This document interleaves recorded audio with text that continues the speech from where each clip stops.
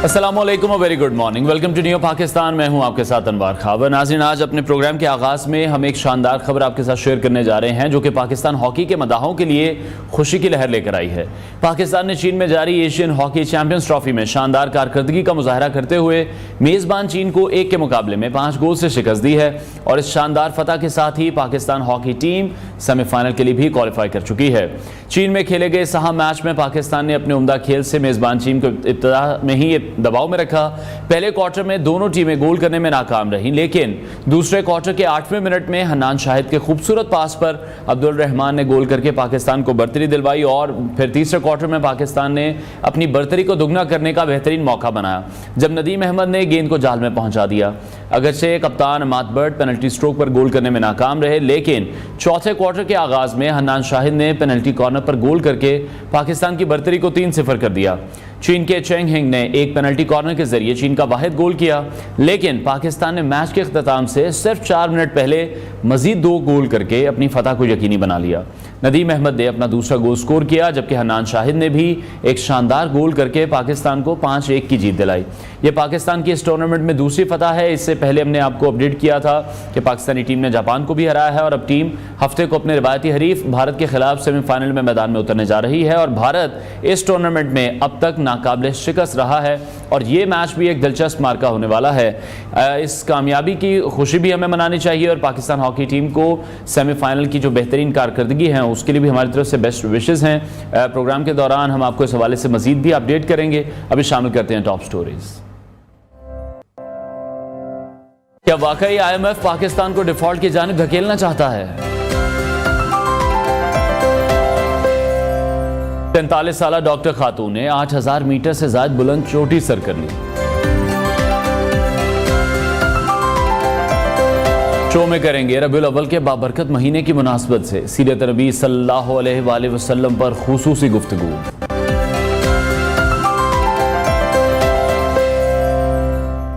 और आपकी मुलाकात कराएंगे कसीदा बुर्दा शरीफ मुनफरिद अंदाज में पढ़ने वाले गुलकार से।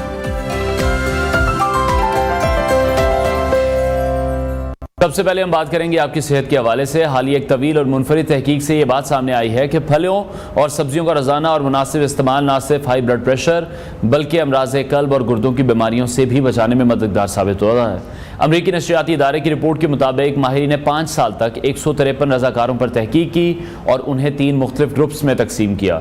इस तहकीक के नताइज हैरान कुन थे। माहिरीन ने इंकशाफ किया है कि जो अफराद सिर्फ अद्वियात इस्तेमाल कर रहे थे या जिन्होंने कुछ ग़िज़ाई तब्दीलियाँ अपनाई थीं उनमें अमराज़ कल्ब का खतरा कम नहीं हो सका, लेकिन जो अफराद ज़्यादा फल और सब्जियाँ इस्तेमाल कर रहे थे उनकी सेहत में नुमायाँ बेहतरी आई है और वो हाई ब्लड प्रेशर, अमराज़ कल्ब और गुर्दों की पेचीदगियों से महफूज रहे हैं। माहिरीन का कहना है कि फल और सब्जियां हाई ब्लड प्रेशर को कम करने, निज़ाम हाजमा को बेहतर बनाने और मुदाफ़ती निज़ाम को मजबूत करने में अहम किरदार अदा करती हैं। इस हवाले से मजीद बात करने के लिए हमारे साथ मौजूद हैं माहिर ग़िज़ाइयत हमाला खान ने हमें ज्वाइन किया है, हमारे साथ स्टूडियोज़ में मौजूद है। हमारा बहुत शुक्रिया आपके वक्त के लिए। Welcome to new Pakistan.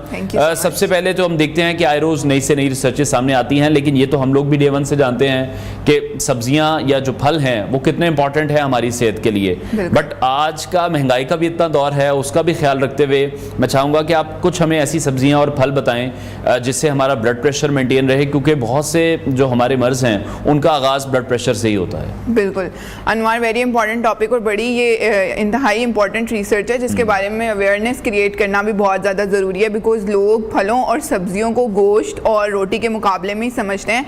Pakistan में अगर देखा जाए तो रोटी का और चावल का इस्तेमाल ज़्यादा होता है। बहुत सारे घरों में अगर रात के खाने में चावल का इस्तेमाल नहीं हो रहा ना, तो वो इसको बड़ा ही अपने लिए बैड डे या अच्छा फूड नहीं समझते कि सब्जी खानी पड़ रही है एंड ऑल इस तरह की चीज़ें। तो ये रिसर्च जो है इस बात का प्रूव है कि बढ़ती हुई बीमारियां जो पाकिस्तान में, जैसे शुगर का मसला जो है वो नंबर 1 पे आ चुका है। इसी तरह से आप ब्लड प्रेशर की बात कर रहे हैं, वो भी बहुत इंपॉर्टेंट मसला और बहुत सारे लोग शुगर के साथ साथ ब्लड प्रेशर का शिकार भी हो रहे हैं। तो वो इन्हीं वजह से है कि उनका लाइफस्टाइल जो है उन्होंने उसमें मॉडिफिकेशंस नहीं की हुई और उसको उस तरह से नहीं बनाया हुआ जिस तरह से इंपॉर्टेंट है। फलों और सब्जियों से पहले मैं थोड़ा सा बात करना चाहूँगी कि ये मर्ज हमें क्यों मुब्तला हो रहे हैं और पाकिस्तान में इसकी तादाद बढ़ती क्यों जा रही है। इसमें सबसे पहले अनवार अगर देखा जाए तो लोगों में सेडेंट्री लाइफस्टाइल बहुत ज़्यादा हो गया है। बहुत सारे लोग जैसे डिजिटल वर्ल्ड बहुत ज़्यादा हो रहा है, हमारी हर चीज़ डिजिटली होती जा रही है, इस तरह से घरों में बैठ के काम करने का रवाज भी बढ़ता जा रहा है, जिसकी वजह से चहलकदमी जो है वो बहुत कम हो गई है। बहुत सारे लोग हैं जिनको बस उठना है, लैपटॉप्स पे बैठने और काम करने और वहीं पर बैठ के उन्होंने खाना है और वो they are at work place, वही उनकी वर्क प्लेस होती है। बहुत कम हम लोग चहलकदमी की तरफ जा रहे हैं। हमारे माहौल में वॉक का, स्मोक की वजह से, डिफरेंट पॉल्यूशन फैक्टर्स की वजह से वॉक करने का जो रवाज है वो भी खत्म होता जा रहा है। तो सेडेंट्री लाइफस्टाइल जो है एक बड़ा इंपॉर्टेंट फैक्टर है जिसकी वजह से ये तमाम बीमारियां आ रही हैं। उसके बाद जैसे बात करें, फलों और सब्जियों का इस्तेमाल बहुत ज़्यादा कम हो चुका है।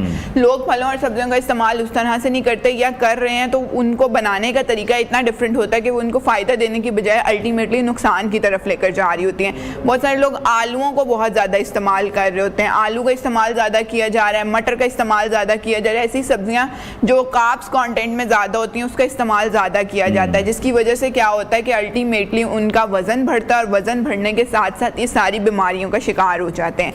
अब coming back to your question कि कौन से फल और सब्जियां हम इस्तेमाल कर सकते हैं। फ्रॉम द डे वन जब पेशेंट हमारे पास अपनी प्रोफाइल लेकर आता है जिसमें उनको डिफरेंट किस्म की बीमारियों का शिकार होते हैं, वो तो हम उनको बताते हैं कि वो ऐसी सब्जियों का इस्तेमाल करें जो फाइबर रिच हों।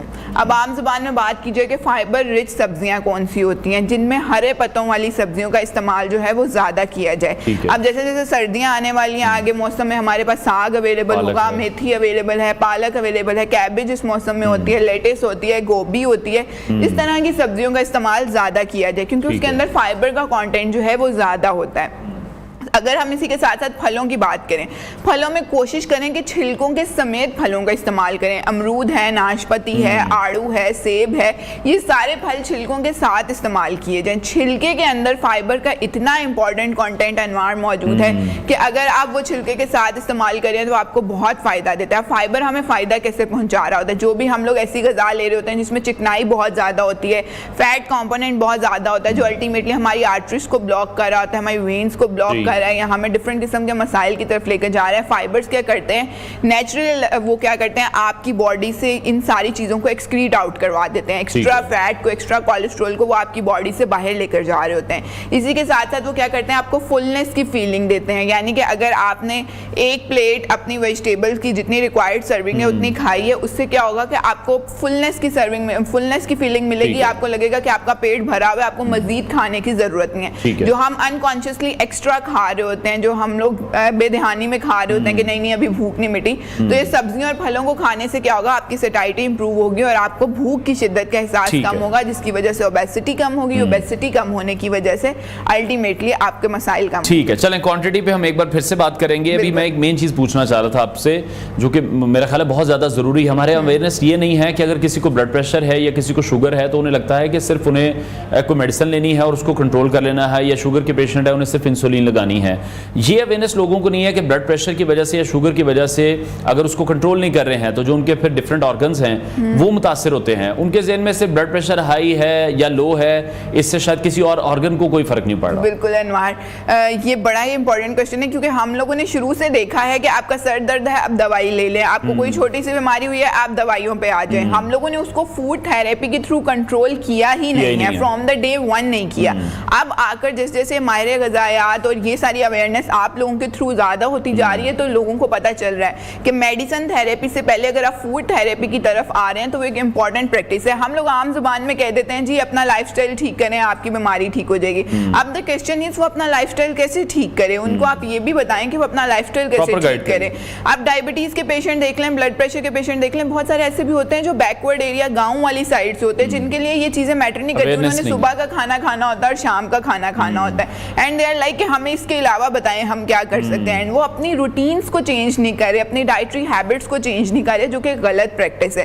इसमें हमें अवेयरनेस इस तरह से हम क्रिएट कर सकते हैं, जैसे ब्लड प्रेशर वाले पेशेंट्स हैं उनके लिए तो अनवार स्पेशल डाइट है जिसे हम डैश डाइट कहते हैं, dietary approach to stop hypertension. ये एक डाइट है जिसमें हम क्या करते हैं, उनकी फलों और सब्जियों की क्वांटिटी को बढ़ा देते हैं और उनके कार्ब्स और प्रोटीन्स को थोड़ा सा लिमिटाइज कर देते हैं। इसी तरह शुगर वाले पेशेंट्स की बात की जाए, इनके लिए ऐसी डाइट है जिसमें हम इनके कॉम्प्लेक्स कार्ब्स बढ़ा देते हैं, यानी कि ऐसे कार्ब्स जो आपकी बॉडी में एब्जॉर्ब होने में टाइम लें, जिसकी वजह से ग्लूकोज एकदम से स्पाइक ना करे। ठीक है, तो अगर मैं ब्लड प्रेशर वाले पेशेंट्स को मशवरा दूं तो यही कहूंगी कि सब्जियों और फलों का इस्तेमाल ज़्यादा करें। किसी भी किस्म की सब्जी फल आपके पास अवेलेबल है, अपार्ट फ्रॉम आलू आप उसका इस्तेमाल करें। अच्छा, और इसी के साथ साथ फलों में मैं उनको बोलूँगी कि जैसे मैंने बताया छिलके वाले फलों का इस्तेमाल करें। और शुगर वाले पेशेंट्स को मैं कहूँगी जौ के आटे का इस्तेमाल करें, दलिए का इस्तेमाल करें, छान का आटा इस्तेमाल करें, चोकर का आटा इस्तेमाल करें, सफ़ेद मैदा इस्तेमाल ना करें, सफ़ेद आटा इस्तेमाल ना करें, क्योंकि अल्टीमेटली वो उनकी शुगर को जो है वो नुकसान करेगा। ठीक है, अच्छा जैसे आपने कहा कि हमें मेडिसिन थेरेपी से पहले फूड थेरेपी से काम लेना चाहिए, लेकिन अब वो लोग जो कि मेडिसिन थेरेपी पर आ चुके हैं उनके लिए वापसी का कोई चांस होता है कि वो फूड के जरिए भी फिर चीज़ों को कंट्रोल कर लें? जैसे अगर ब्लड प्रेशर के बाद अगर हम बात करते हैं तो हार्ट अटैक की जो रेशियो है वो पाकिस्तान में बहुत ज़्यादा बढ़ती जा रही है, जिसमें ये कहा जाता है कि आपका कोलेस्ट्रॉल बढ़ गया, आपका जो बैड कोलेस्ट्रॉल है वो बढ़ गया है, या इस तरह की चीज़ें हमें सुनने को मिलती हैं। कोलेस्ट्रॉल को कंट्रोल करने के लिए कौन सी ऐसी सब्जियां हैं जिसके थ्रू कोलेस्ट्रॉल को कंट्रोल किया जाए ताकि जो हार्ट डिजीजेज हैं वो कम हो सके? बिल्कुल, बड़ा इंपॉर्टेंट क्वेश्चन है कि रिवर्सल है इसका या नहीं है।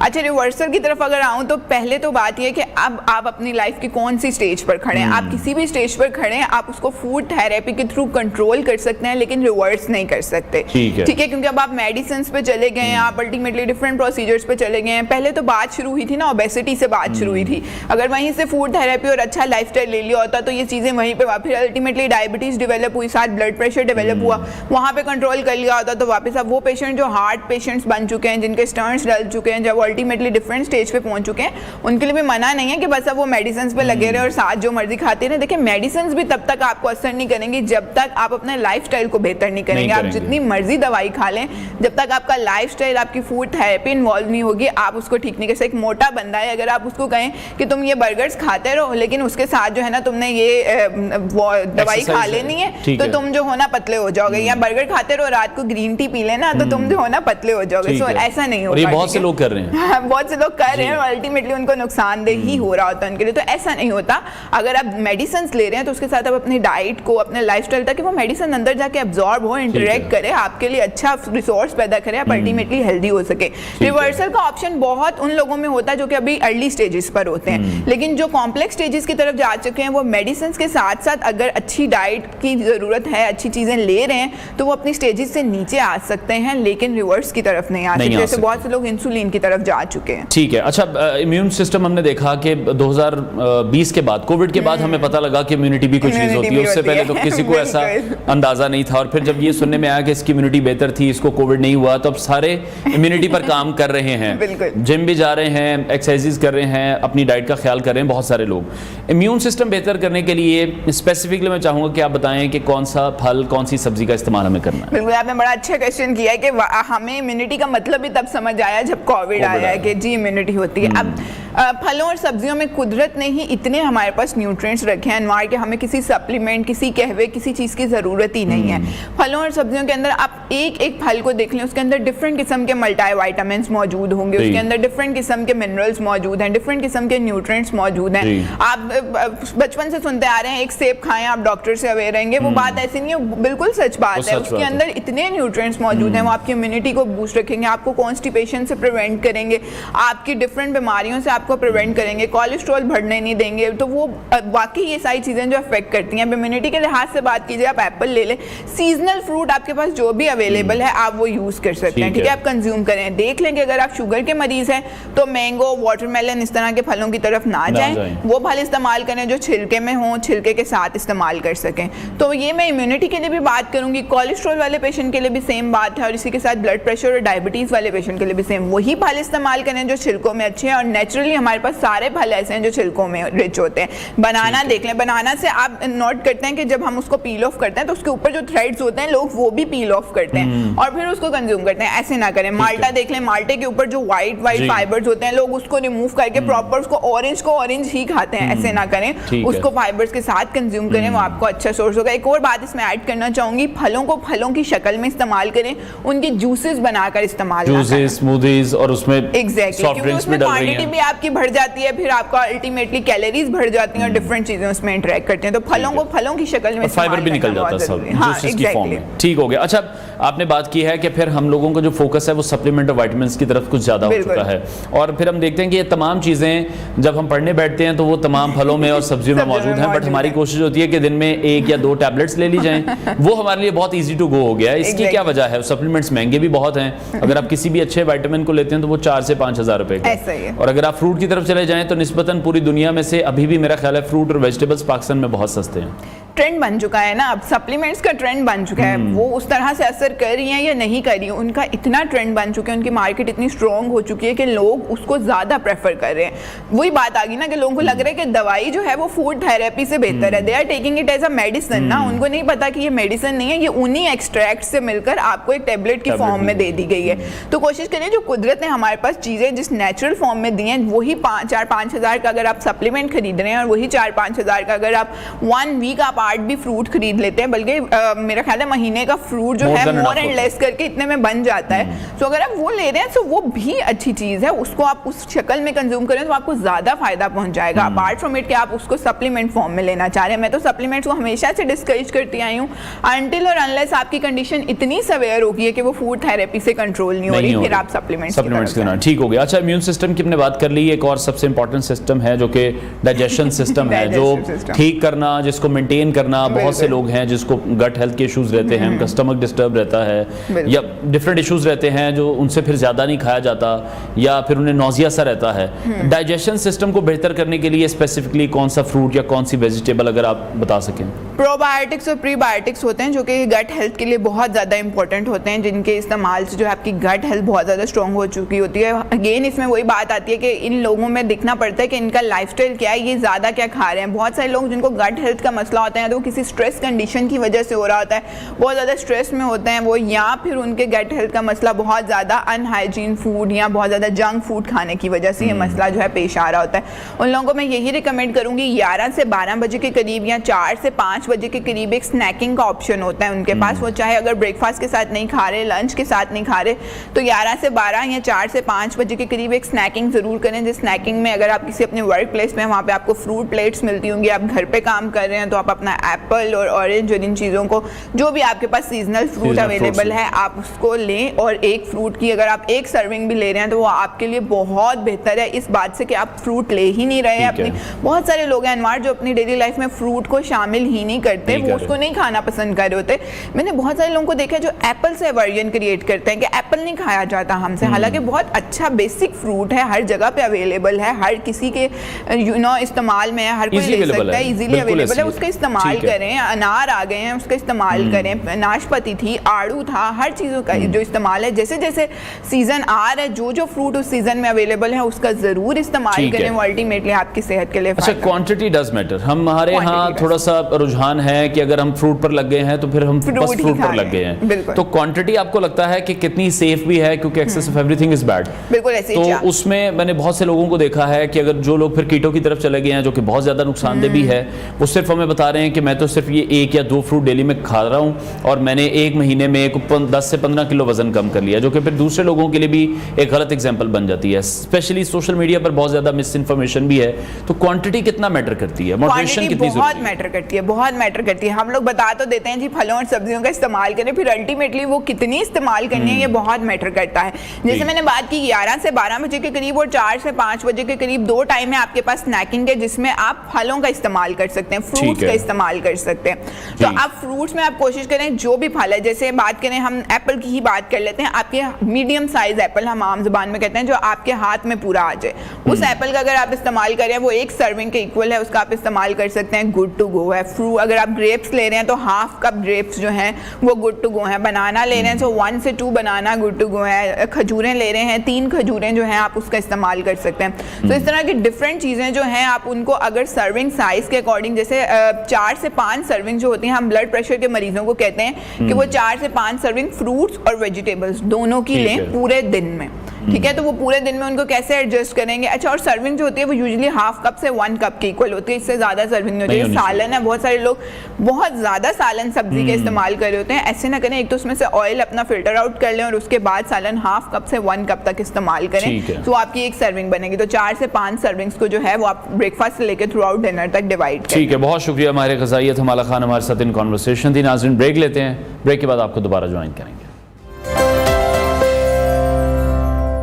Welcome back to new Pakistan. और अब हम आपको एक ऐसी खातून से मुतारिफ करवा रहे हैं जो कि ना सिर्फ एक माहिर डॉक्टर हैं बल्कि कोपेमाई की दुनिया में भी अपनी शनाख्त बना चुकी हैं। 47 साल डॉक्टर शाहिदा आफरीदी ने अपनी ज़िंदगी में एक और बड़ा कारनामा अंजाम दिया है और वो है 8035 मीटर बुलंद ग्लेशियर बर्म 2 की चोटी को सर करना। ये चोटी दुनिया की उन 14 चोटियों में शामिल है जो 8000 मीटर से बुलंद है और इन्हें सर करना किसी भी कोपेमा के लिए एक बहुत बड़ा एहसास होता है। डॉक्टर शाहिदा आफरीदी का ताल्लुक खैबर पख्तूनख्वा के तारीखी ज़िला खैबर लंडी कोतल से है। वो गायनेकोलॉजिस्ट हैं और दुबई में 10 साल प्रैक्टिस करने के बाद अपने ख़ानदान के हमरा पाकिस्तान वापस आई हैं। यहाँ वापस आकर उन्होंने इस्लामाबाद और रावलपिंडी में दोबारा अपनी तिब्बी प्रैक्टिस भी शुरू की है। और दिलचस्प बात यह है कि बचपन में डॉक्टर शाहिदा को कोपेमाई का कोई शौक़ नहीं था। ज़माना तालिब इल्मी में उनका ख्वाब था कि वो डॉक्टर बने और इस ख्वाब को पूरा करने के लिए उन्होंने दिन रात मेहनत की। लेकिन कोपेमाई का शौक़ उन्हें ज़िंदगी के बाद के मराहिल में हुआ और उन्होंने अपनी मेहनत और अज़्म से ना सिर्फ इस मैदान में कदम रखा बल्कि कामयाबियां भी हासिल की हैं। डॉक्टर शाहिदा आफरीदी का कहना है कि उनके वालिदैन ने उनकी तालीम और करियर के हर मरहले पर उनका भरपूर साथ दिया, जिसकी बदौलत उन्हें आगे बढ़ने का मौका मिला। पाकिस्तान वापसी के बाद उन्हें मस्बत और सेहतमंद सरगर्मियों की ज़रूरत महसूस हुई और यही वो वक्त था जब कोपेमाई की जानिब उनका रुझान बढ़ा।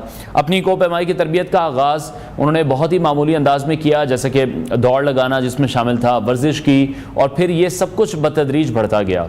कई साल की तरबियत और मेहनत के बाद उन्होंने अपनी पहली बड़ी कामयाबी हासिल की और मशबरूम 2 को सर किया। उनकी ये कामयाबियाँ ये साबित करती हैं कि अगर ख़वातीन को मौक़े मिलें तो वो किसी भी मैदान में नुमाया कारनामे अंजाम दे सकते हैं। आज उनकी कामयाबी पर पाकिस्तान भर में उनकी तारीफ़ की जा रही है और वो नई नस्ल के लिए एक रोल मॉडल बनकर भी उभर रही हैं।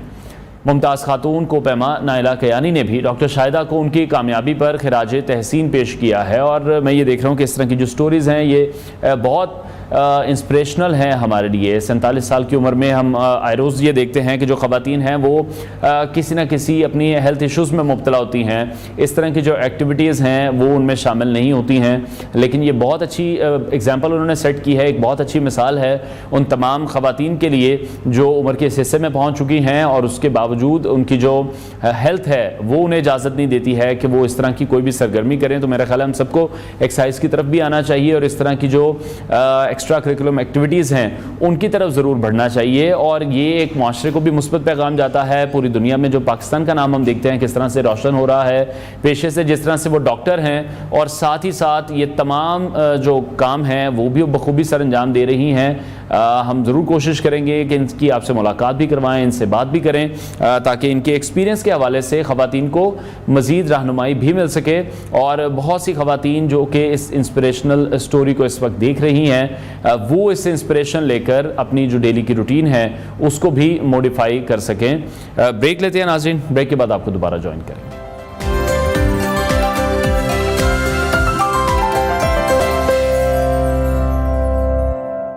Welcome back to new Pakistan. IMF और पाकिस्तान के ताल्लुकात पर ख़ास तौर पर इसहाक डार के हालिया बयानात पर हम बात करेंगे जो कि मीडिया में गर्दिश कर रहे हैं। नायब वज़ीर आज़म और वज़ीर ख़ारजा इसहाक डार ने दावा किया है कि IMF पाकिस्तान के साथ सियासत कर रहा है और फ़ंड्स की तकसीम में ताख़ीर के लिए अहम लम्हात में अहदाफ और शरात को तब्दील कर रहा है। इसहाक डार की जानिब से बात पहली बार नहीं की गई है। उनके माजी के बयानात भी IMF के साथ ताल्लुकात की पेचीदगियों को ज़ाहिर करते हैं। 1999 और फिर 2022-2023 में भी उन्हें किया जा रहा है या उस पर आपको लग रहा है अगर काम हो रहा है तो ज़रा स्लो काम किया जा रहा है। दूसरी तरफ हमारे इर्द गिर्द जो दो ममालिक अहम ममालिक हैं जिसमें हिंदुस्तान है या बांग्लादेश की हम बात करते हैं, हिंदुस्तान और हमारा तो एक ही जिसे कह लें कि लाइफ है, 77 साल हो चुके हैं। दूसरी तरफ बांग्लादेश है, 54 सालों में इन दो ममालिक ने क्या किया कि यहाँ पर अगर हम बिजली की प्राइसेस देखते हैं तो वो बहुत ज़्यादा कंट्रोल्ड हैं। पाकिस्तान में ऐसा क्या हो गया कि अब जो बिजली की प्राइसेस हैं वो बिल्कुल ही समझ से बाहर हो चुकी हैं? लेकिन पाकिस्तान में बिजली को हमने बहुत गलत तरीके से मैनेज किया है। IPPs जो हमारे मायदे थे उनमें बहुत खामियां हैं और बहुत महंगे हमने मायदे किए हुए हैं। ओवर इनवॉइसिंग उसमें खासी नज़र आती है। बिजली की जो कैपेसिटी पाकिस्तान ने लगाई है वो इम्पोर्टेड कैपेसिटी है, यानी कि उसका फ्यूल जो है वो भी इंपोर्ट करना पड़ता है। वैसे कैपेसिटी पेमेंट भी डॉलर्स में देनी पड़ती हैं। तो ये सारे जो बिजली का प्रोग्राम है ये ओवर इनवॉइस्ड है और डॉलर्स में है और इसको ये दो चीज़ें हैं जो पाकिस्तान के लिए बहुत मुश्किल क्रिएट कर रही हैं। अब इससे निकलना कोई आसान काम नहीं है। हम बहुत बातें तो कर रहे हैं कि रीनेगोशिएट कर लेंगे, कुछ बेहतर हमें टर्म्स मिल जाएंगी, लेकिन ये समझना कि बिजली सस्ती हो जाएगी, ये बड़ा मुश्किल काम है।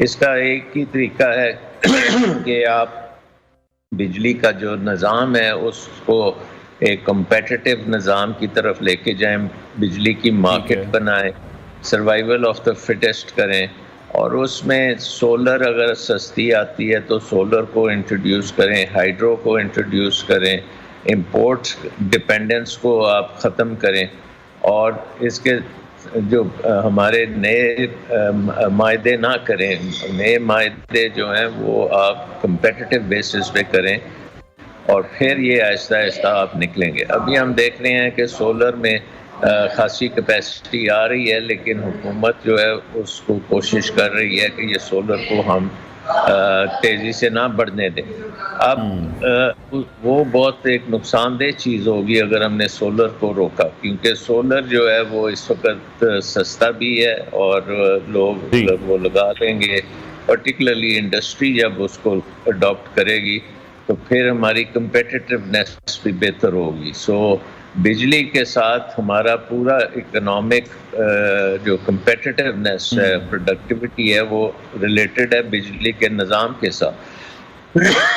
तो उसके ऊपर बड़ा कॉम्प्रिहेंसिव तरीके से काम करना पड़ेगा और नज़र आना होगा कि ये इसको हमने काबू किया है, बिजली की चोरी को काबू किया है, और अब नए जो बिजली के निज़ाम है वो मार्केट बेस्ड होगा, कंपेटिटिव होगा, तो फिर हम इसमें से निकलना शुरू करेंगे। इसके साथ साथ जो हमारा ब्यूरोक्रेटिक रिफॉर्म्स हैं, डीरेगुलेशन। ठीक है, बहुत शुक्रिया माहिर मईशत सलमान शाह साहब हमारे साथ इन कॉन्वर्सेशन थे। नाज़रीन, ब्रेक लेते हैं, ब्रेक के बाद आपको दोबारा ज्वाइन करेंगे।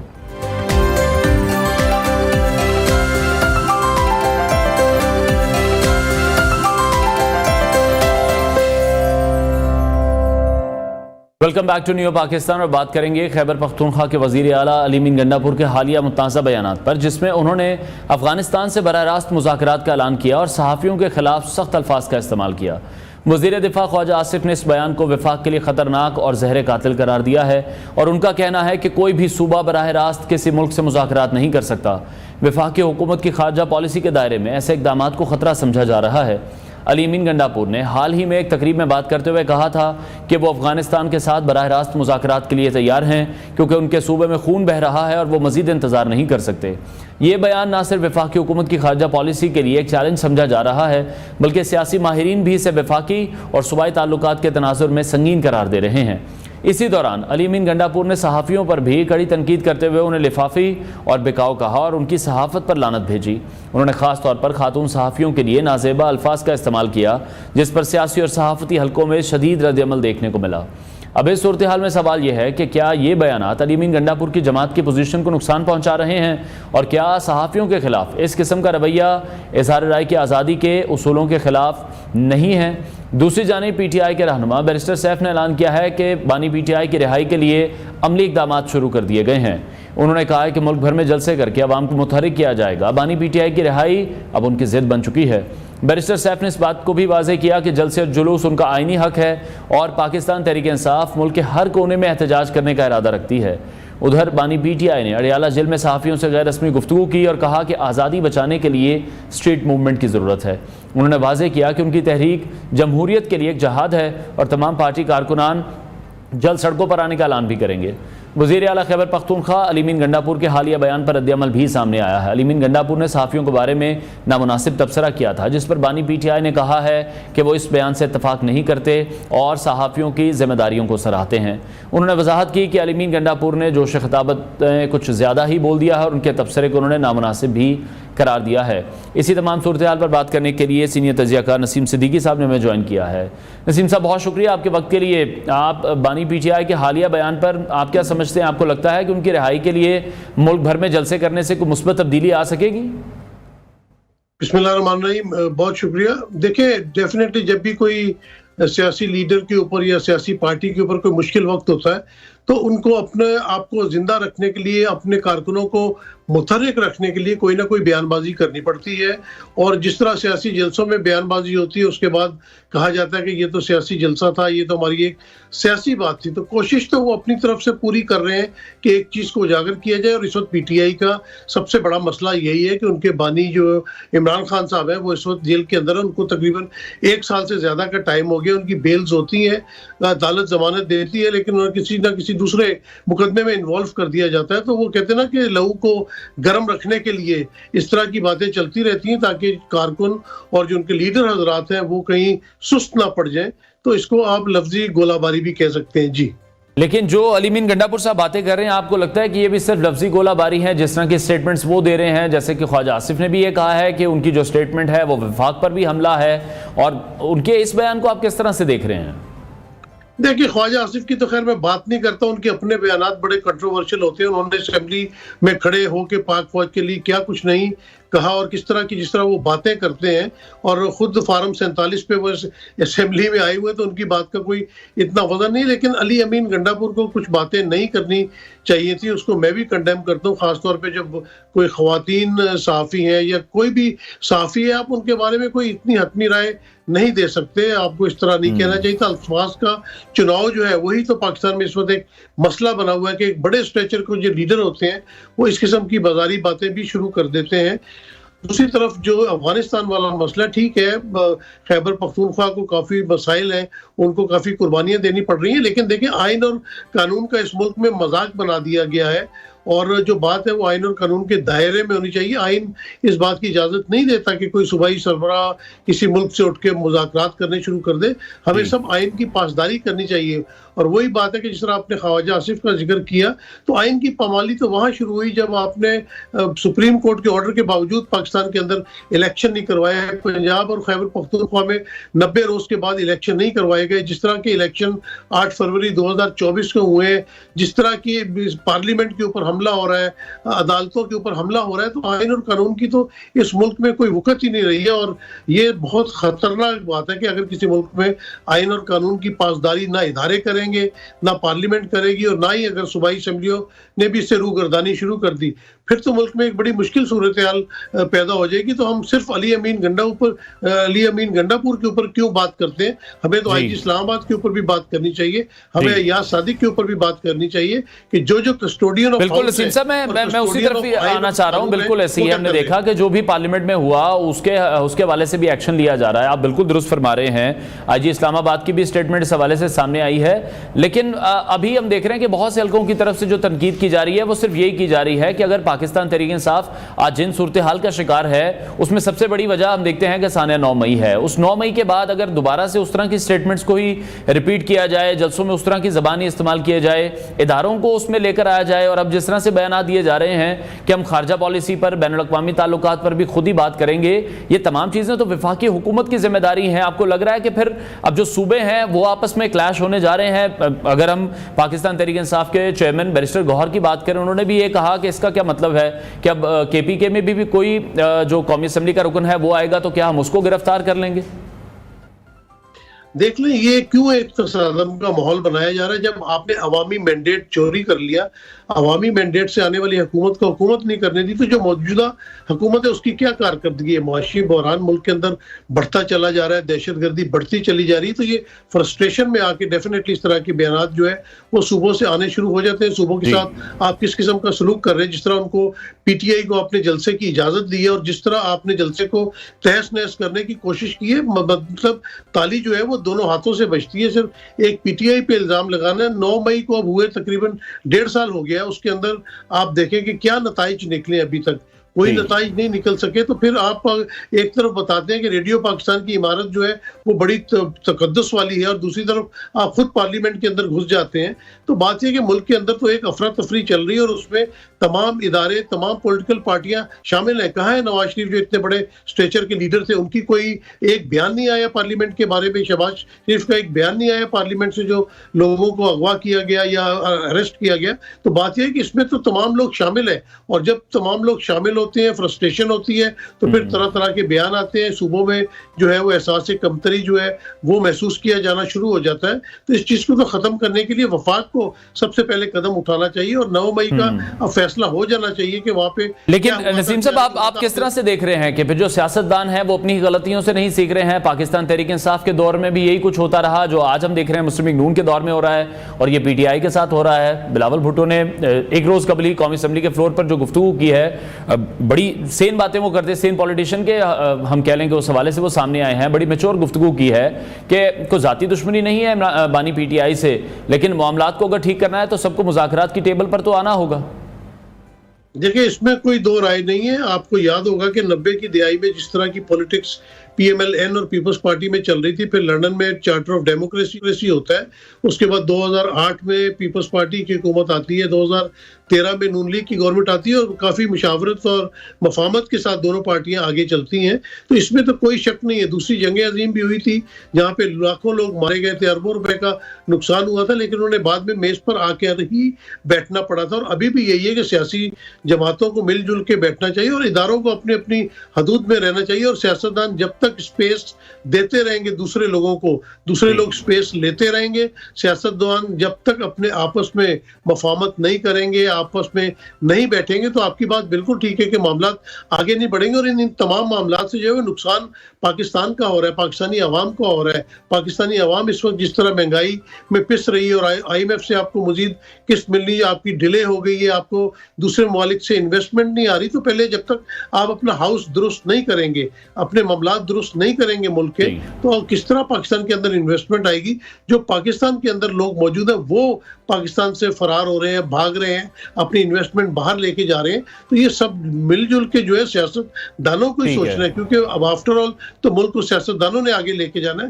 तो बिल्कुल सियासतदानों को आपस में मिलजुल के बैठना चाहिए और इन चीजों का जल्द अज जल्द फैसला करना चाहिए। अब बहुत देर हो चुकी है इस वक्त। जी ठीक है, लेकिन नसीम साहब, आप किस तरह से देख रहे हैं जब भी हम मुज़ाकरात के हवाले से बात करते हैं, मुस्लिम लीग नून का, पाकिस्तान पीपल्स पार्टी का, फिर इस हवाले से यही मौक़िफ़ सामने आता है कि बानी पीटीआई किसी से गुफ्तगू नहीं करना चाहते। उनकी जो 20-22 साल की हम जो देखते हैं, जो एक स्ट्रगल है, जो बिल्कुल एक सीट से उनकी जमात शुरू हुई थी, उसके बाद से जो बयानिया उन्होंने बनाया पाकिस्तान पीपल्स पार्टी के खिलाफ या मुस्लिम लीग नून के खिलाफ, उनको जिस तरह से चोर डाकू कहा जाता है या करप्शन किंग कहा जाता है, वो टेबल पर बैठना नहीं चाहते, वो अपनी उस सियासत को ख़त्म करना नहीं चाह रहे हैं। तो आपको लगता है कि फिर मसाइल हल हो सकेंगे?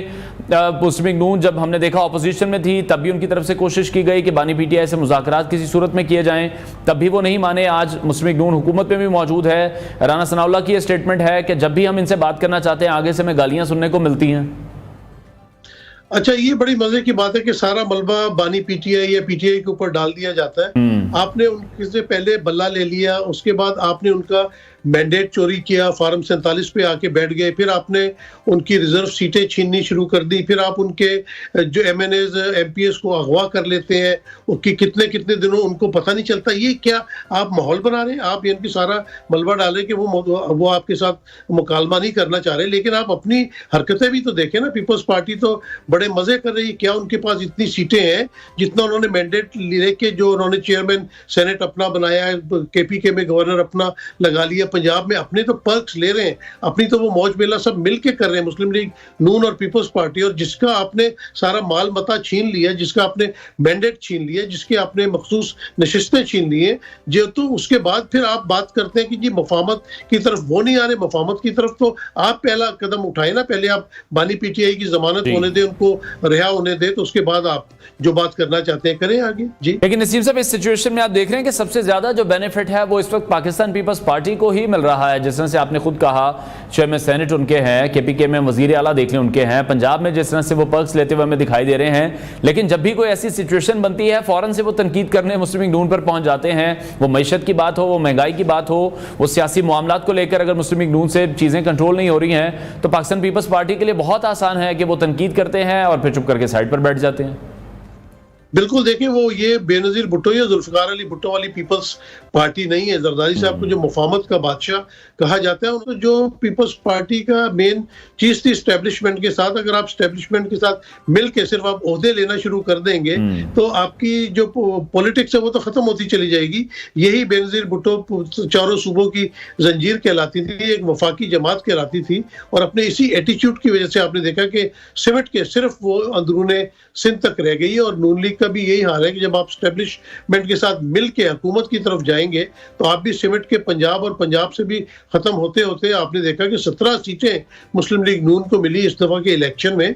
तो पीपल्स पार्टी तो बिल्कुल दोनों तरफ से बेनिफिशियरी है, और उन्होंने सिर्फ ये फैसला कर लिया कि उन्होंने शायद जमहूरियत की बात नहीं करनी, अवाम की बात नहीं करनी, कौम के लिए कुछ नहीं करना, सिर्फ उन्होंने अपने ओहदों की बंदरबाट के लिए बात करनी। तो बिल्कुल आप सही कह रहे हैं कि पीपल्स पार्टी इस वक्त तमाम मामले की जो है वो बेनिफिशियरी है, और वो पर्क्स और जी ठीक है। और दूसरी तरफ आप अब इस सिचुएशन को कहां पर जाता हुआ देख रहे हैं? जैसे अब हमने चंद रोज के अंदर देखा है, जैसे ही पाकिस्तान तहरीक इंसाफ का जलसा हुआ है उसके बाद बहुत सी गिरफ्तारियां भी हुई हैं। अली मीन गंडापुर की जो स्टेटमेंट सामने आ रही है, पाकिस्तान तहरीक इंसाफ के दीगर रहनुमा जिस तरह से बात कर रहे हैं, खासतौर पर खातून सहाफ़ियों के लिए बड़े नाजेबा अल्फाज इस्तेमाल किए गए हैं, सियासतदानों के लिए बड़े नाजेबा अल्फाज इस्तेमाल किए गए हैं। अगर हम इस्टेब्लिशमेंट के हवाले से बात करें तो फिर बहुत सी ऐसी बातें की गई हैं जो कि शायद पहले बंद कमरों में ही हुआ करती थी।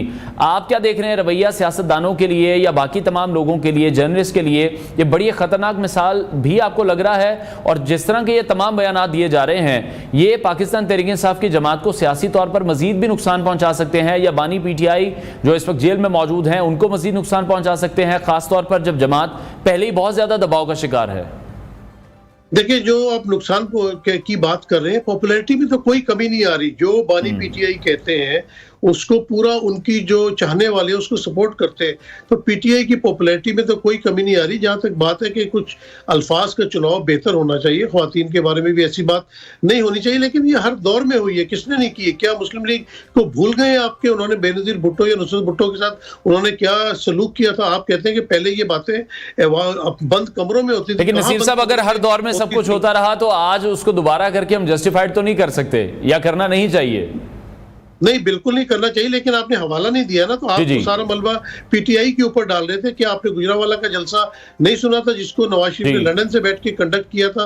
वहां पे उन्होंने क्या अल्फाज इस्तेमाल किए थे, असेंबली के फ्लोर पे ख्वाजा आसिफ ने क्या अल्फाज इस्तेमाल किए थे? तो ये नहीं होना चाहिए, और नहीं होना चाहिए, लेकिन तनकीद बराए तनकीद तो होगी ना, तनकीद तो की जाएगी। और आप साफियों की बात करते हैं तो साफियों में भी आप देखें कि एक क्लियर कट जो है वो एक डिवाइड मौजूद है, डिवीजन मौजूद है। जिस तरह कहा जाता है कि इमरान खान खत्म उनका जलसे में कोई लोग नहीं आ रहे, जलसे से पहले की फुटेज डाल के एक प्रोपेगेंडा शुरू कर दिया जाता है, तो फिर दूसरी पार्टी भी तो बोलेगी कि वो खामोश होकर तो नहीं बैठी रहेगी। तो अगर आप मंजराम देखें जिस तरह मामला चल रहे हैं, तो उसमें तो लाजमी बात है एक दूसरे के ऊपर लफ्जी गोलाबारी तो होगी ना। अगर आप एक पार्टी के जलसे को नाकाम बनाने की कोशिश कर रहे हैं, उसकी गलत रिपोर्टिंग कर रहे हैं, तो क्या पार्टी को, भले कोई भी पार्टी हो, पीपल्स पार्टी हो, नून लीग हो, उनको भी हक पहुंचता है कि फिर वो उसका जवाब दे? तो मेरे ख्याल से इस वक्त जो है वो लफ्जी गोलाबारी हर तरफ से चल रही है। लेकिन बिल्कुल नसीम साहब, मैं आपसे बिल्कुल एग्री करूंगा, बट अगेन आप वाली बात ही है कि फिर वो तहजीब के दायरा कार में तमाम गुफ्तगू जरूर होनी चाहिए। सीनियर तजियाकार नसीम सिद्दीकी साहब हमारे साथ इन कॉन्वर्सेशन थे, आपका बहुत शुक्रिया। और जो स्टेटमेंट्स इस वक्त सामने आ रही हैं उसके मुताबिक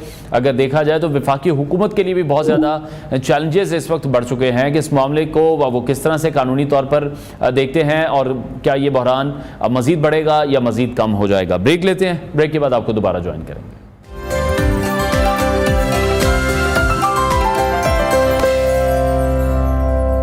welcome back to new Pakistan. और प्रोग्राम के इस हिस्से में बात करेंगे पाकिस्तान क्रिकेट के हवाले से, जहां चैंपियंस वनडे कप का सिलसिला इस वक्त फैसलाबाद में जारी है, और हम देख रहे हैं कि बड़े ज़बरदस्त मैचेस का आगाज़ इस वक्त हो चुका है, जहां कोशिश ये की जा रही है कि पाकिस्तानी नेशनल टीम को जो बैकअप प्लेयर्स हैं वो यहाँ से अच्छे प्लेयर्स मिल सकें, और क्रिकेट को रिवाइव करने की भी कोशिश की जा रही है। चैंपियंस वनडे कप के इफ्तिताई मैच में मार्कोज ने पैंथर्स को 160 रन से शिकस्त दे दी है। ये अहम मुकाबला था पाकिस्तान क्रिकेट के डोमेस्टिक टूर्नामेंट चैंपियंस कप का इफ्तिताही मैच, जहां मार्कोज ने कामरान गुलाम की सेंचुरी, अब्दुल समद और इफ्तिखार अहमद की सेंचुरियों, और फिर नसीम शाह और आकिब जावेद की उम्दा बॉलिंग की बदौलत पैंथर्स को 160 रन के भारी मार्जिन से शिकस्त दे दी है।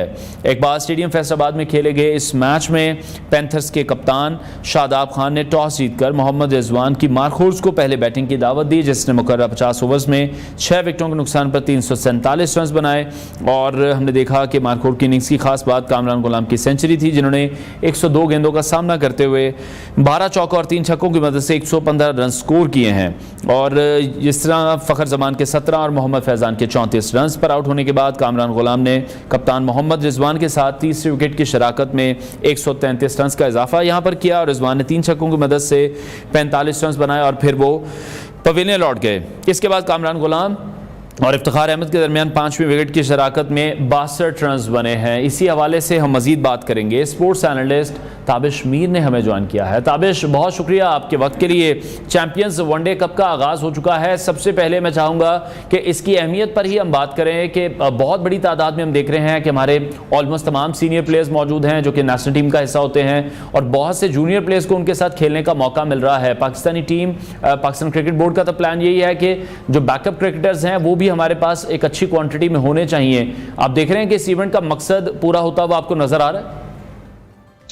अस्सलाम वालेकुम। सबसे पहले बहुत शुक्रिया अनवार साहब आपका, आपकी टीम का, आपकी मैनेजमेंट का, जिसने आज मुझे आपके इस प्रोग्राम में मदऊ किया। लेकिन सबसे अहम नुकता इस इवेंट की जो अहमियत है, जो इस इवेंट से मुताल्लिक क्या है, ये इवेंट पाकिस्तान की क्रिकेट के लिए कितना फ़ायदेमंद साबित होगा। ये तो चेयरमैन पाकिस्तान क्रिकेट बोर्ड मुतादिद मरतबा इस बात का इजहार कर चुके हैं अपनी प्रेस कॉन्फ्रेंस में कि ये जो इवेंट है इसकी अहमियत इसलिए भी है क्योंकि आने वाले दिनों में जो चैंपियंस ट्रॉफी मुनक्किद होगी जिसकी मेजबानी पाकिस्तान करेगा, वो चैंपियंस ट्रॉफी जब हमें न्यू टैलेंट दरकार होगा तो वहाँ एक जो है ये इवेंट फिर टेस्ट केस साबित होगा। आया जिस तरह से कल का यकतरफा मुकाबला हुआ आपने देखा, तो इसके बाद उम्मीदें कम है। आपने जिस तरीके से कप्तानों को कप्तान बनाया है, आपको ये सोचना होगा, आपको ये फैसला करना होगा कि आया पूल ऑफ प्लेयर्स क्या हैं। यहाँ यूं तो हम देख रहे हैं सैयद मोहसिन रज़ा नकवी चेयरमैन की जो काविशें हैं या फिर वो जो प्लान्स एग्जीक्यूट करना चाह रहे हैं उसके मुताबिक इस वक्त क्वालिटी ऑफ क्रिकेट आया दिखाई दे या नहीं दिखाई दे, लेकिन क्वांटिटी ऑफ क्रिकेट पे काम किया जा रहा है। बड़ी तादाद में आप खिलाड़ियों को देखेंगे लेकिन क्वालिटी ऑफ क्रिकेट आपको दिखाई नहीं दी जाएगी। मैं ये जो बात कर रहा हूँ इस पर इतने वसूख के साथ इसलिए कह रहा हूँ क्योंकि फैसलाबाद में जो इकबाल स्टेडियम ये मैचेस हो रहे हैं वो फास्ट बॉलिंग पिचेस नहीं है। आप जो पिचेस बना रहे हैं वहां से इस तरीके का टैलेंट आएगा नहीं। अगर आप यही नौजवानों को जब पर्थ ले जाएंगे, जब आप उन्हें ले जाएंगे लॉर्ड्स और ओवल के मकाम पर, तो फिर ये नौजवानों पर एक अलग बर्डन होगा। तो आपको अपनी क्रिकेट की क्वालिटी को तब्दील करना होगा, क्वांटिटी को नहीं। फिर आप बात कर रहे हैं पाकिस्तान की क्रिकेट के हवाले से इस वक्त, क्योंकि मैं अक्सर कराची से ही मेजबानी के फराइज और सहाफती फराइज सर अंजाम देता हूँ, तो मैं आपको बताऊं मेरे साथ कराची का एक पाकिस्तानी क्रिकेटर मौजूद था जिसने पाकिस्तान को रिप्रेजेंट किया, एहसन अली ने, और उसको बाकायदा बोर्ड कह रही है कि वो नेशनल हाई परफॉर्मेंस सेंटर में अपने को रिकवर कर रहा है, लेकिन माजरत के साथ वो मुख्तलिफ जो समाजी, सियासी और कारोबारी शख्सियात है उनसे मुलाकातें कर रहा है। उसको इंजरी का सामना करना पड़ा था 1-1.5 साल से। बोर्ड ने उसका इलाज तो कराया लेकिन अब जो वो रिहैब होना है तो वो रिहैब नहीं हो पा रहा है, बोर्ड उसको बुला रहा नहीं है। और दूसरी जानिब ये खबरें टीवी चैनल्स पे चल रही हैं कि ये जो खिलाड़ी हैं वो रिहैब अपने को नेशनल हाई परफॉर्मेंस सेंटर में कर रहे हैं। तो ये एक अलमिया है पाकिस्तान क्रिकेट के लिए। मोहसिन नकवी साहब को चाहिए वो अपनी जो फौज बना रहे हैं, निगरान सेटअप के लोग ला रहे हैं, फिर अपने चैनल के लोगों को बता रहे हैं, भाई उनको नहीं लाना है, पाकिस्तान की क्रिकेट को आपको बेहतर करना है तो आप मजीद अच्छे प्लान्स लाएं। आप देखिए अंडर 19 की सतह पर होने वाला इवेंट कैंसिल हो गया, क्यों हो गया? सबसे बड़ा नुकता ये, तो भाई ये कैंसिल इसलिए हो गया क्योंकि इनके पास कोई प्लान सही तरीके से तरतीब नहीं दिए जा रहे हैं। जब तक ये तरतीब नहीं देंगे चीजें इसी तरह से उलझनों का शिकार होती हुई दिखाई देंगी, बिगड़ती हुई दिखाई देंगी। मेरी तो ये गुजारिश, आप देखें कल शादाब एक्सपोज हो गए, उसामा मीर एक्सपोज हो गए। क्यों एक्सपोज हो गए? वो कल तक कहां थे? बोर्ड ने उन पर कितना इन्वेस्ट किया था। तो अब बोर्ड की जिम्मेदारी है कि बाकायदा इन्हें देखे। अब वो कह रहे हैं शादाब मुकम्मल फिट है, कल तो मुझे उस तरीके से चीजें नजर होती हुई दिखाई नहीं दी गई। फिर आप कह रहे हैं कि साइम अयूब पाकिस्तान का बहुत बड़ा टैलेंट है, आपके नेशनल सर्किट में होने वाले इवेंट में भी वो रन जब अगर नहीं कर पाते तो फिर आपने ज्यादती की ना। मोहम्मद हुरैरा जो बेंच पर बैठे हुए थे आपने उनको नहीं आजमाया।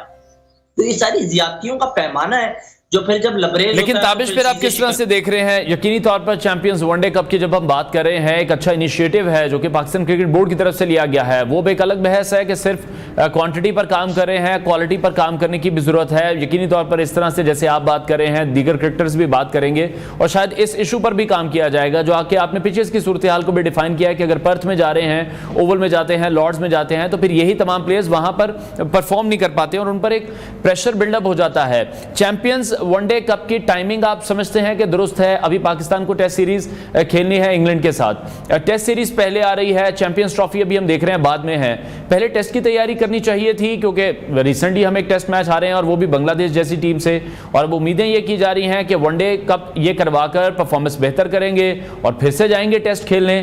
तो चैंपियंस ट्रॉफी के टाइम पे किस चीज़ की तैयारी करेंगे? टेस्ट का मैच अब आने जा रहा है और तैयारी वनडे कप की जा रही है।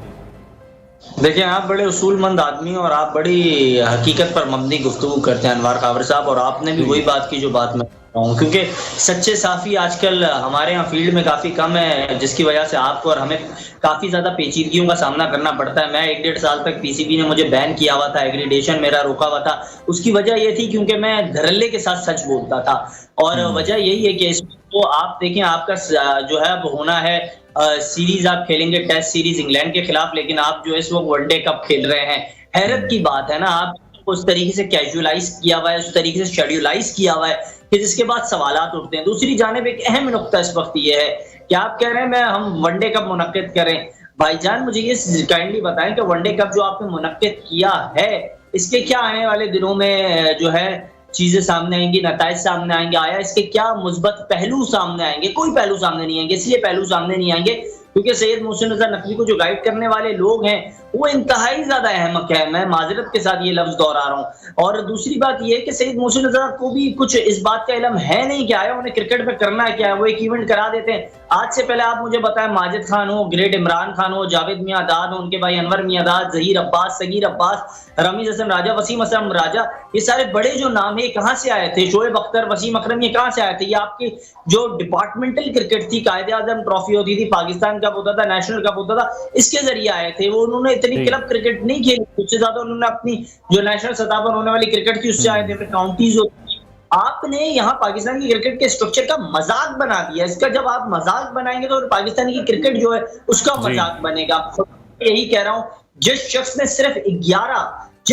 सिर्फ और सिर्फ 11 फर्स्ट क्लास मैचेस खेले हैं, वो आपके बोर्ड का जो है डोमेस्टिक क्रिकेट का डायरेक्टर ऑपरेशंस है जनाब खुरम नियाजी साहब, क्योंकि वो माजी में डीसी रहे हैं, आपके निगरान सेटअप का हिस्सा रहे हैं, इसके लिए आप उन्हें नवाज रहे हैं। मतलब ये ड्रामा बंद हो जाना चाहिए अनवार खावर साहब। पाकिस्तान में काबिल लोग बहुत सारे हैं, आप जैसे हमारे जैसे बहुत सारे लोग ऐसे काबिल हैं जो चीजों को बेहतर करना जानते।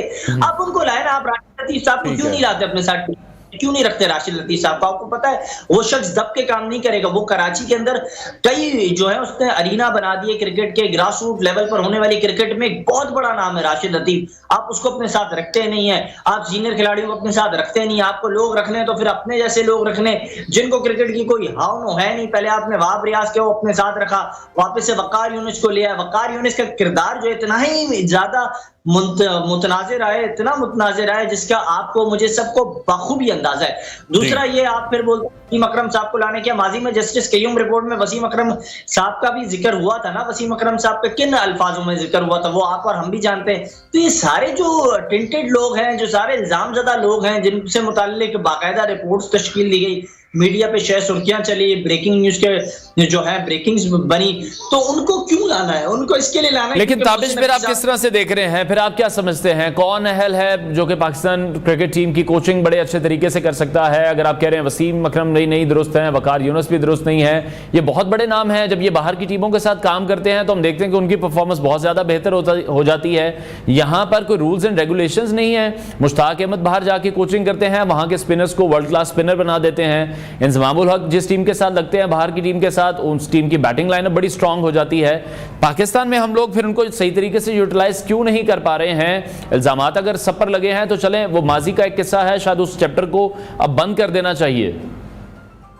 उस चैप्टर को हम बंद कर दें अनवार, लेकिन ये जो हमारे लेजेंड्स है, सो कॉल लेजेंड्स, ये वापस से उन चैप्टर्स को खुद खोलते हैं। तला रहमानी आपके मेरे एजेंट नहीं थे, वो इंजमाम के एजेंट थे माजरत के साथ। और माजी में उमर अकमल के साथ जो आमने सामने वकार यूनिस हुए थे वो आपके और मेरे साथ नहीं हुए थे, उमर अकमल और अहमद शहजाद के साथ हुए थे। उस वक्त वो डोमेस्टिक सीजन में रनों के अंबार लगा रहे थे दोनों खिलाड़ी। तो ये जो ज्यादतियों का पैमाना है हमारे सो कॉल्ड लेजेंड्स ने तो किया है। और इसीलिए मैं कहता हूं जब आप ये सवाल उठा रहे हैं कि आया कौन है जिसको आगे लाना चाहिए, तो मैंने एक नाम तो आपके आगे लिया, राशिद लतीफ साहब हैं, फिर दूसरे हैं तौसीफ अहमद है, हसन रजा है, इसके अलावा आमिर सोहेल। आमिर सोहेल एक बहुत बड़ा नाम है पाकिस्तान क्रिकेट का, आप उसको बार बार नजरअंदाज करते हैं।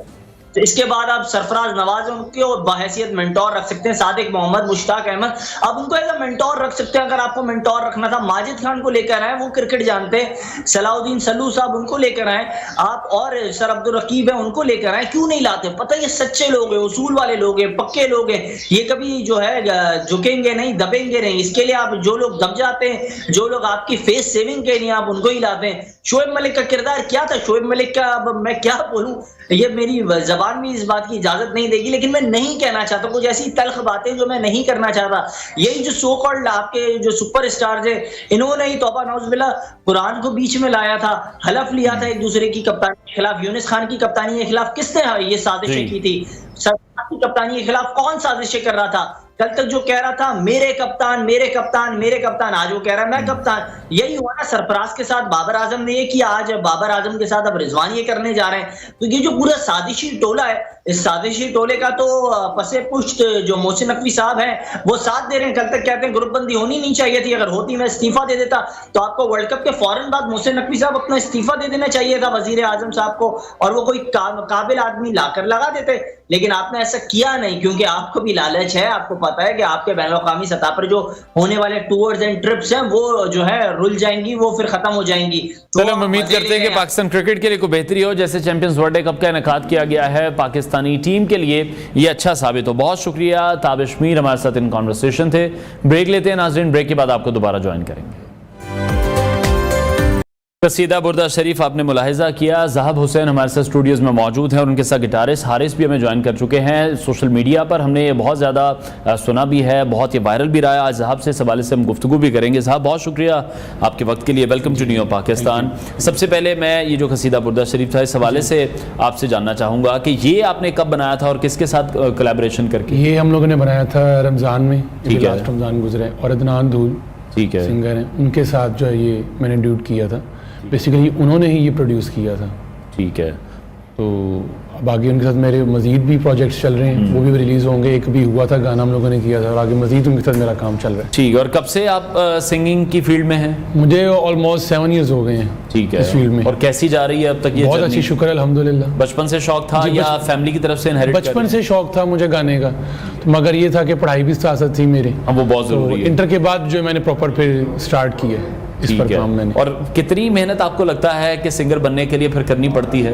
बिल्कुल, मेहनत तो बहुत ज़्यादा, इतना आसान काम नहीं है लोगों को लगता है। इसके पीछे एक पूरी एक स्टोरी होती है, आपकी मेहनत, आपकी रियाजत, उसके बाद जाके कहीं आपको समझ आती है यार सुर क्या है, लय क्या है। ठीक है, तो इतना आसान नहीं है, मेहनत बहुत होती है। ठीक है। और फिर जो इर्द गिर्द आप आर्टिस्ट भी देखते हैं पाकिस्तान में, जिस तरह से बहुत बड़े बड़े नाम माजी में भी रह चुके हैं, बिल्कुल इस दुनिया में नहीं है, और आज भी हम देखते हैं कि बहुत से लेजेंड्स हमारे पास हैं।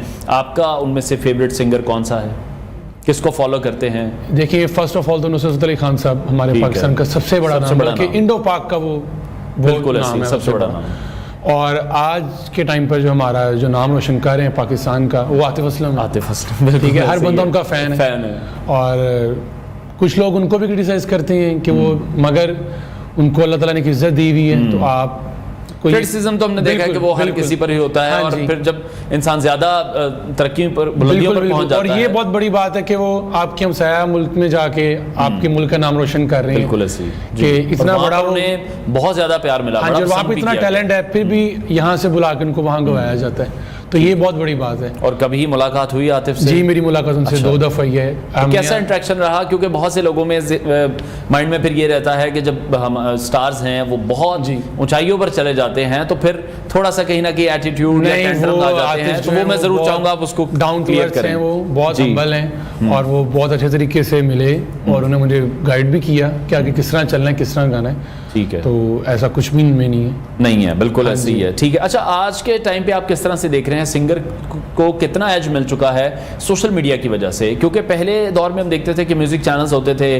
वहां पर आपको जाना है, एक बहुत टफ कंपटीशन यकीनी तौर पर उस टाइम पे था पाकिस्तान में। जिस तरह से एकदम हमने देखा म्यूजिक इंडस्ट्री बहुत बूम हुई थी बैक इन 2000, बैंड्स पर बैंड्स आ रहे थे। लेकिन आज अगर किसी के पास टैलेंट है तो उसके पास सारे प्लेटफॉर्म मौजूद हैं कि वो वहां पर अपना टैलेंट बड़े आसानी से दिखा सकता है। बिल्कुल, आज देखें सोशल मीडिया ने ना बहुत आसान कर दी है कि हम कहीं भी बैठ के कुछ भी कर लें, आप वो दुनिया तक पहुंच सकती है वो चीज़। पहले ये चीज़ बहुत मुश्किलों से होती थी, अब तो आपके भी चैनल में पहले एक पीटीवी होता था, तो लोग वहाँ तक जाना भी लोगों के लिए बहुत मुश्किल था।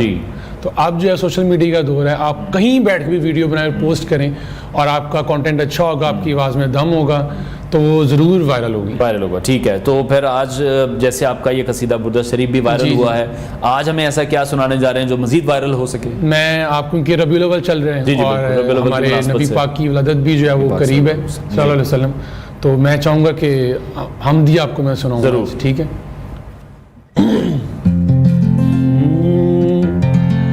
तलाश उसको ना कर बुतों में, वो है बदलती हुई रुतों में।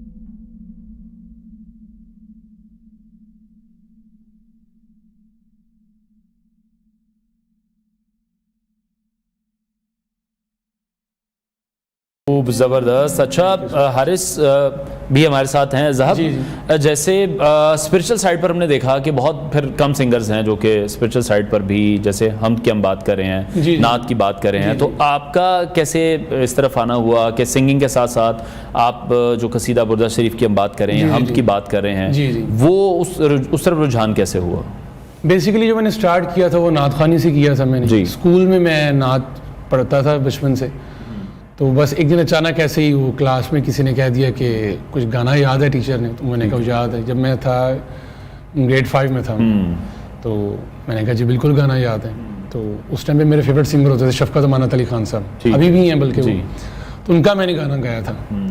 तो बस वो गाते गाते गाते गाते फिर ऐसा शौक पड़ गया कि बस अब गाने ही है।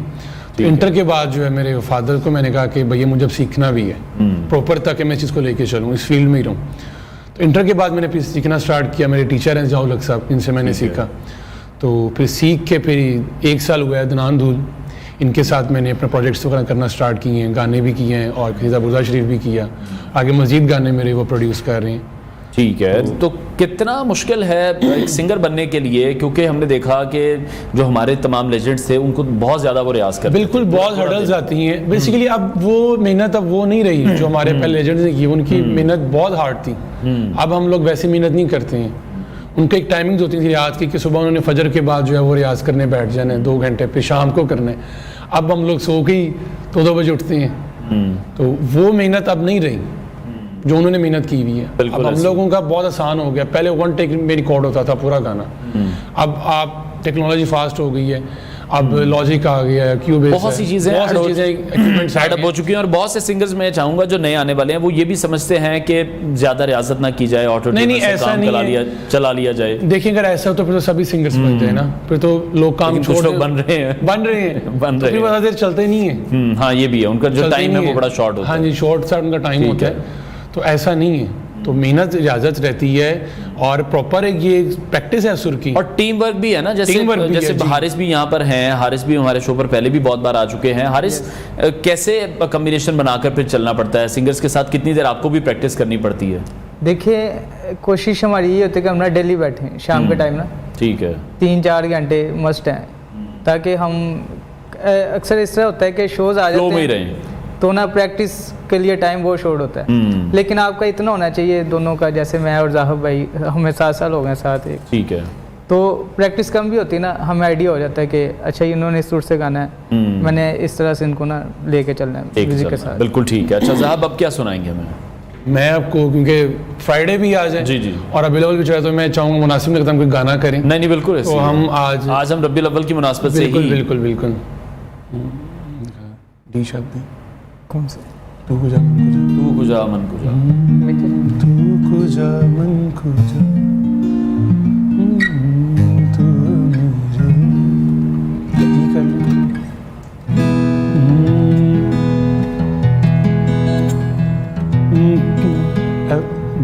एफ कर। बेसिकली हम लोगों ने ना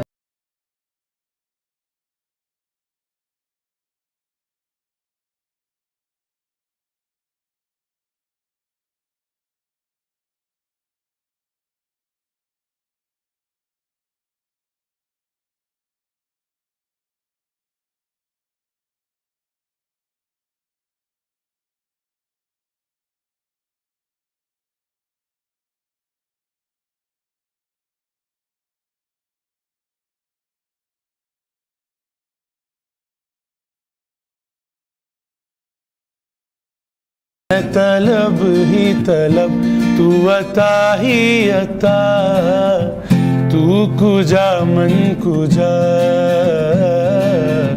तू कुजा मन कुजा।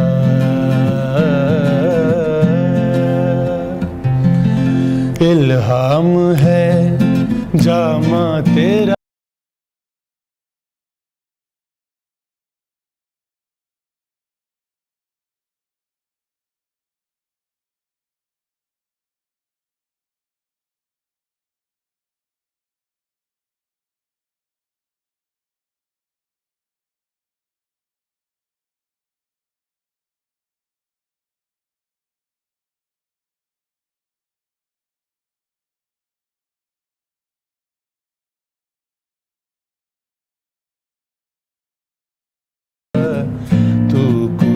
मन को जा। बहुत खूब ज़बरदस्त साहब। मैं चाहूँगा जाते जाते हमने जो शुरू में कसीदा बुर्दा शरीफ वो हमें आप लाइव भी सुना दें थोड़ा सा। हुवल हबी बुल्लाजी तुरजा शफा आतु हुवल हबी बुल्लात बुल्लात जरजा शफा आतुहु लिकुल्ली हव लिमिनल अखवाली